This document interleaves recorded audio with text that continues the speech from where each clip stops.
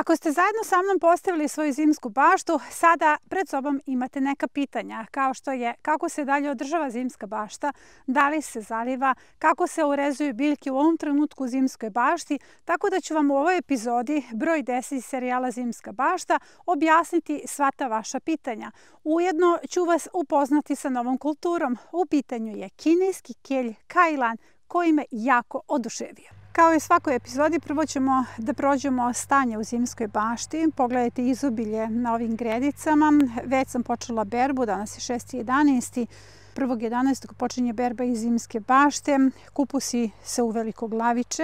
Danas sam ubrala i prve 2 glavice kupusa. Sve je ovo za mladu berbu, nije za kiseljenje. Dakle, u zimskoj bašti već sada imamo izobilje. Pogledajte status kultura, jer sve smo ovdje zajedno sejali i sadili. Ovdje su ubrane prve brokule. Keljovi dospevaju za berbu. Želim da uživate u prizorima koji su zbog vas urađeni. Ovo su baš pravi prizori blagostanja. Prvi karfioli počinju i ujedno ću vam dati savjet da vidite kada treba da se veže karfiol. Pogledajte karfiol kada počne da raste, morate ga vezati. Ovaj je odvezan zbog vas, jer u suprotnom mogu se desiti ovakva oštećenja. Ovaj nije vezan na vreme. Uglavnom, u bašti možemo da pričamo o izobilju, ali ono što želim da vidite jeste zimska bašta koja se probudila nakon mraza. Ovo je 4. mraz nad njima. Ovo je model koji smo zajedno postavili, model sa belim lukom, i sada ću ponoviti. Sve kulture koje sejemo u zimskoj bašti su otporne na minuse. Ove kulture na ovoj gredici treba da porastu nekih 10 centimetara kada će hibernirati. Vidite, niče bob, beli luk treba da poraste ovako, spanać će još da raste i naravno vidite ovdje po ćoškovima nikao je i grašak. Zapravo su sve kulture ovdje nikle i onda kada se one malo bolje razviju, samo će se malčirati ovi tuneli i to je to. One će sačekati divno proleće. Uglavnom, najčešće pitanje vas nakon mraza, da li će vaše biljke opstati, izdržati mraz, jer kada vidite onako smrznute biljke koje su potpuno savijene, naravno da se uplašite. Ali vidite, ovdje se desila hormeza, sve ove biljke sada su čisto zdravlje. To je vaša lična apoteka i nakon mraza, kao što vidite, one sve blistaju. Zimska bašta je zapravo najjači čin otpora. Jako je važno da joj se prepustite i da verujete u vaše biljke, jer najčešće vas prati strah da će vaše biljke propasti nakon jačeg minusa. Zapravo se to neće desiti. Nalazim se pored spanaća u zimskoj bašti. Jako je važno da znate da spanać možete da režete, jer on će vam dati i nekoliko berbi. Jesenji spanać se reže jednako kao blitva, za razliku od prolećnog spanaća koji se čupa i koji nam je samo čuvar mesta za glavne kulture. Ali ja pritom želim da vidite ovako samo jedan ćošak ove gredice. I kada pogledate koliko tu ima hrane, sigurna sam da osjetite zadovoljstvo. Kratko ću se zadržati na ovoj fotografiji. Ovo zamislite kao jednu fotografiju koja predstavlja simbol izobilja. Ovo sam kreirala zbog svih vas. Ja znam da ovu količinu hrane ja ne mogu pojesti, jer verujte mi, kada malo uberem par komada ovdje, ja već imam punu korpu hrane i hranu za cijeli dan. Ovo sam kreirala zbog svih vas, zato što želim da budete svesni da ovo izobilje možete imati u svojoj bašti. Zapravo ovo su vam azijske salate, repe, rotkve u kombinaciji sa kupusaricama, blitvama, i ono što je kod njih odlika jeste velika bujnost, kratka vegetacija, i o njima sam pričala prošli put. Ali sada želim da se upoznate sa kineskim keljom kajlanom. Prvi put ga uzgajam i vrlo je zanimljiv. Zapravo, u pitanju je biljka koja najviše podsjeća na brokoleti. On raste ovako. Imate jednu malu biljku, odnosno malu sadnicu, koja vrlo brzo počne da pušta ovakvu stapku I ono što je jestivo kod ovog kelja jeste upravo ovo. Dakle, kineski kelj Kailan, njegov plod je upravo ova cvetna stapka. Prednost je što ga možete jako gusto saditi i kada ga posadite gusto, onda imate i obilnu žetvu. Kineski kelj Kailan ima veliku prednost kada je u pitanju dužina vegetacije u odnosu na, recimo, one naše domaće autohtone keljove.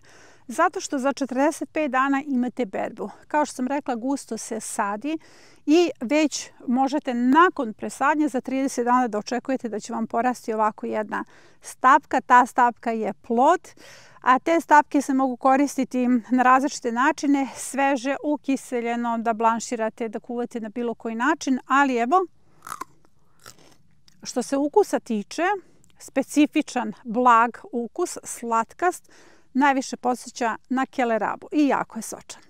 Često pitanje koje mi se postavlja jeste da li se zaliva zimska bašta. Zimska bašta se zaliva posebno u ovako ekstremnim uslovima kao što je jako topao novembar.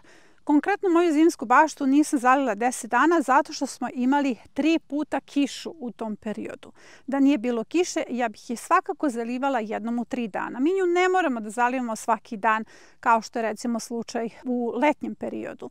Ali kada je u pitanju bujanje ovih biljaka, ubrzani rast, vodite računa da ih dohranite tekućim biljnim đubrivom na bazi kalijuma, 3 puta se dohranjuju, i da ih zalijete ako nema padavina jednom u 3 dana. Od toga zavisi koliko će one zapravo bujno i brzo da rastu.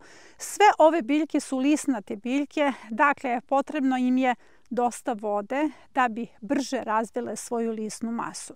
A kada prekidamo sa zalivanjem zimske bašte? Tamo negdje od 20. novembra, naravno samo ukoliko ne bude ovako toplo, mi ćemo pokupiti svoja creva kada damo posljednje tekuće biljno đubrivo i tada su ove biljke dovoljno stasale da ih hrani samo jutarnji mraz ili jutarnja rosa. Zapravo, tada već imamo i jako niske temperature, kada moramo da zavranemo česme, da pokupimo creva i kada smo sve uradili da naša zimska bašta dospe za berbu. Ovo su naše police pune hrane i tada je već vreme da počnemo da ih praznimo. U okviru održavanja zimske bašte, pored zalivanja, pričamo i o kontroli divljih biljaka. Dakle, ne smemo da dopustimo da nam divlje biljke na gredici izdominiraju.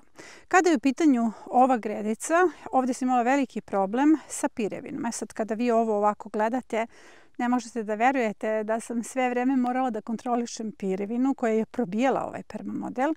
Morala sam da je režem jer pirevina se ne sme čupati, onda ćete da izvučete i ostale sadnice do onog momenta dok naše biljke ne izdominiraju ovom površinom. Pogledajte ovaj kineski kups, ovako sav izrešetan od strane puževa. Pored toga mizuna, sa ove strane imamo amsoi.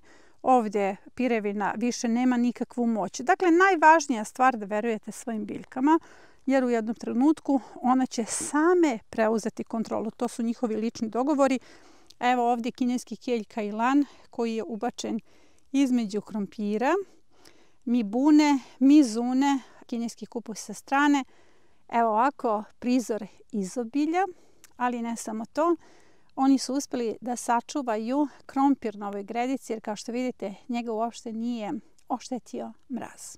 Pre nekoliko dana ja sam odradila pregled svih ovih gredica od divljih biljaka. Zašla sam redom ispod svake biljke koju sam posadila i pregledala sam da li ima bujanja divljih biljaka koje će na neki način da oštete njihov rast. I sada ovo što vidite jesu zapravo sređeni permamodeli.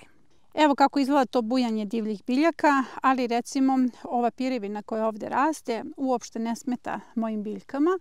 Hoću da vidite kako sam ja nju ovdje ošišala, dakle uzela sam makaze pa sam je šišala do momenta dok Gai Choi ne poklopi potpuno gredicu i u tom slučaju divlje biljke zaista pored ovog bujanja nemaju nikakvu šansu. Naša aktivnost sređivanja permamodela i kontrole tih divljih biljaka se odvija na početku kad su biljke male. Jer pogledajte ovdje su biljke velike, kao što ste vidjeli malo pre na permamodelima. i divlje biljke zaista nemaju nikakvu šansu, odnosno oni se nalaze u nekakvoj svojoj međusobnoj koegzistenciji i dogovoru. Ali kada imamo ovakvu situaciju, ovo je najmlađi permamodel, posljednji ubačen, jedna prava beba, tada mi moramo da reagujemo. Zapravo, želim da vidite školski primjer permamodela nakon presadnje biljaka ili setve. Ovdje imamo mnogo sadnica, pakčoji, radiči, sve ono što je zapravo ostalo, kelerabe, neki lisnati keljovi. Vidi se da je ovaj permamodel mlad, ali ono što će vam se dešavati jeste upravo ova situacija, da vam trava probija permamodel. Kada se tako nešto desi, uzmite makaze, samo porežete tu travu, ta trava je vama resurs, ona nije problem i to ćete morati da radite izvesno vreme, 2 do 3 puta, dok ove biljke ne porastu, izdominiraju prostorom. Kada izdominiraju prostorom, vi više nemate nikakvu potrebu da prilazite tom permamodelu osim da ga berete. Kada je u pitanju održavanje zimske bašte, prošli smo priču o zalivanju, zatim priču o kontroli divljih biljaka, koja već sada kada su biljke porasle i nije toliko neophodna. To se radi 2 do 3 puta i onda vaše biljke izdominiraju prostorom i jedino što vas čeka jeste berba. Dakle, moj posao u zimskoj bašti je sveden na minimum. Ono što me dalje čeka u ovom trenutku u zimskoj bašti jeste orezivanje. Orezivanje biljaka i u zimskoj bašti već postoji kao jako dobro pojašnjena epizoda. Ali to nije zapravo isto. U ovom trenutku orezivanje biljaka je svedeno na minimum. Tada sam pričala o tome kako je potrebno da orezujete praziluk, skidate listove kupusaricama, kako je potrebno da orežete blitvu da bi ona bujno rasla. Ali mi sada nemamo puno takvih aktivnosti. Recimo, postavit ću vam pitanje, da li se sada orezuje praziluk i da li je neko uopšte upratio kada prestajemo da orezujemo praziluk? Zato ću sada da vam pričam o tome koje kulture je trenutno neophodno orezivati, a koje kulture prestajemo da orezujemo. Ne bih voljela da vas priča o orezivanju zbunjuje, jer evo konkretno praziluk. Orezujemo ga sve vreme, šišamo, a u jednom trenutku prestanemo da ga orezujemo i često se pitate kada je taj trenutak. Trenutak kada prestajemo da orezujemo praziluk je onda kada se u našoj bašti pojavljuju jutarnji mrazevi. Recimo, kod mene je svako jutro blagi ili nešto jači mraz.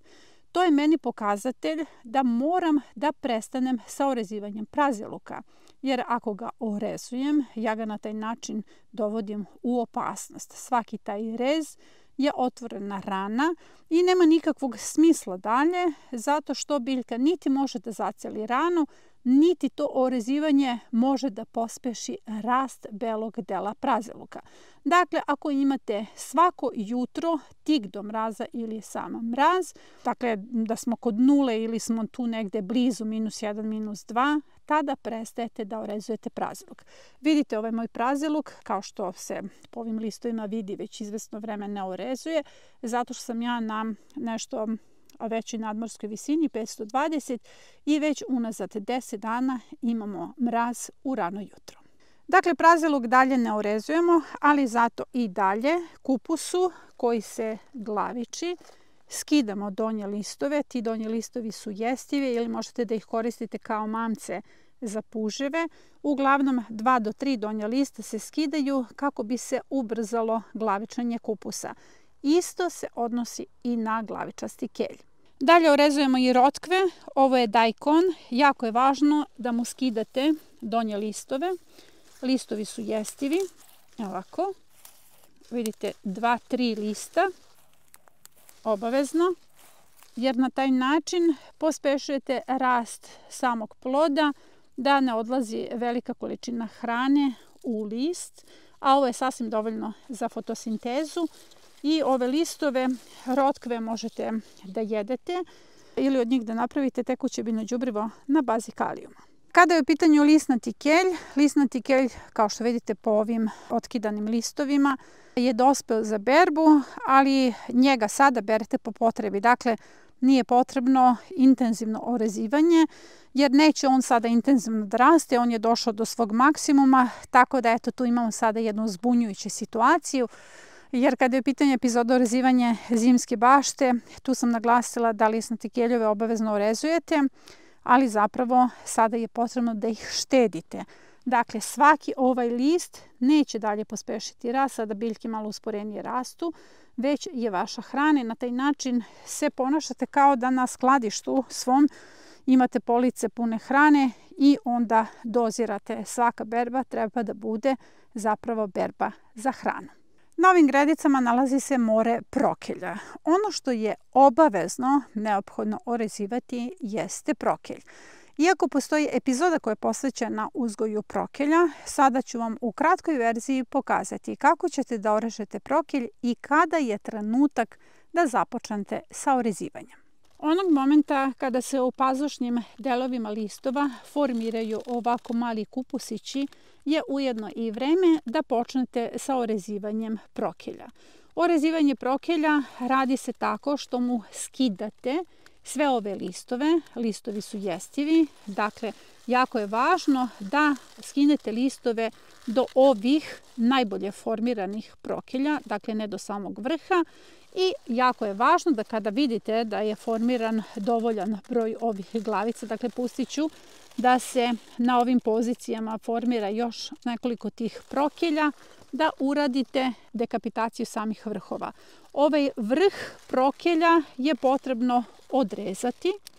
To se radi kada je prokelj negdje na visini od 70 cm. U ovom slučaju on je gotovo tu na poziciji jer se on savio, pa vi ne možete da vidite koliko on zapravo visok. I u trenutku kada ste vi potpuno zadovoljni količinom ovih malih prokeljića koji su se formirali. Dakle, gledate, odnosno brojite broj plodova. Također, ukoliko se najavi neki jak minus, onda je jako važno da se skine ovaj vrh, jer tada ubrzavate razvoj ovih malih kupusića, jer sva snaga biljke se usmerava ovde. Sada vaša biljka i dalje raste u visinu i snaga se deli. Jedan deo same snage biljke, odnosno hrane, ide na razvoj ovih malih plodova, a jedan deo ide na rast ove biljke. Ja sada ne želim da ova biljka raste, skinut ću ovaj vrh, na taj način sprečavam rast biljke. Skinut ću sav višak listova, ja sad držim kameru pa moram da ih odrežem, dakle ovde režete ove listove i na taj način ću imati berbu za nekih 15 dana sa ovog prokelja. Ono što se dalje orezuje u zimskoj bašti jeste celer korenaš. Na ovoj gredici posadila sam puno celera korenaša, ostalo mi je dosta sadnica, on je posađen zajedno sa tekvicama. Sada je na toj poziciji beli luk posađen. Mnogo je celera u bašti, ali to je već stariji celer koji ima razvijen koren. Ako imate ovako mlade celere, u zimskoj bašti se celeri orezuju. Šta to konkretno znači? Skidate u podnožju 2 do 3 lista. To pokazujem zapravo na više epizoda, ali ovdje treba da imate esenciju svih informacija. Evo ja sam konkretno sada skinula 3 lista. Ove listove sušim, koristim kao začin za kozmetiku, za bilo kakve preparate, ali je jako važno da skidate listove, na taj način ubrzavate zapravo razvoj korena. Ono što se još orezuje u zimskoj bašti jeste keleraba, dakle orezivanje u ovom trenutku i sada ćete vidjeti kako ću to odraditi. Da bi keleraba ubrzano rasla, neophodno je da joj skinete ove donje listove. Ja bih to odradila makazama, ali držim kameru. I to je to. Ja sam skinula 4 lista, sad ću vam pokazati. I ostavila sam dovoljno prostora da keleraba usmeri svoju hranu upravo u plod. U suprotnom i ovi listovi oduzimaju hranu, a sada želimo da ubrzamo rast kelerabe pre prvih snegova, pa je potrebno da ih orežemo. Evo, ovo su listovi koje sam skinula. Listovi su jestivi ili možete samo da ih postavite oko kelerabe. Hranit će kelerabu i bit će na neki način hrana puževima. Vidite kako su ih puževi već grickali, a puževi će onda ostaviti ostale kulture na miru. Dakle, kada je u pitanju orezivanje biljaka u zimskoj bašti, svedeno je na minimum. Zato sam i napravila komparaciju sa epizodom o orezivanju povrća u zimskoj bašti, zato što tu zaista orezujemo mnogo povrća. Zapravo, od samog početka sadnje biljaka do njihove berbe stepen orezivanja se razlikuje. Konkretno, kada sada orežete prokilj, vi ste završili sa orezivanjem i više ne morate da mu prilazite osim da ga uberete. Dakle, da uberete one male kupusiće.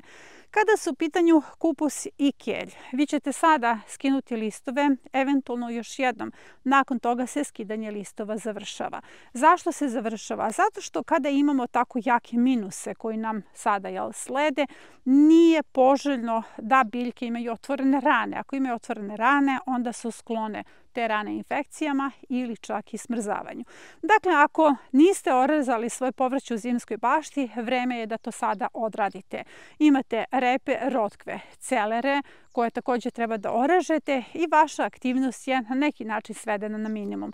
Cilj zimske bašte jeste vaše uživanje, praktična ostvarenost. Radili smo cele sezone. Od 15. jula se postavlja ova zimska bašta. Mnogo je lepo osjećaj šetati ovom zimskom baštom, a pritom ja nemam nekih velikih obaveza. Zalivanje je svedeno na minimum, a dohrana se radi samo 3 puta.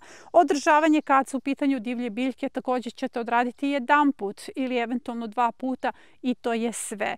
Došlo je vreme da se svi naši baštovani i odmore. Sada možemo da uživamo u berbama i vi ćete u daljem toku epizoda da gledate ta naša neka iskušenja i same zimske bašte. Vidjet ćemo šta nas čeka od vremena, ali uglavnom ćete gledati berbu.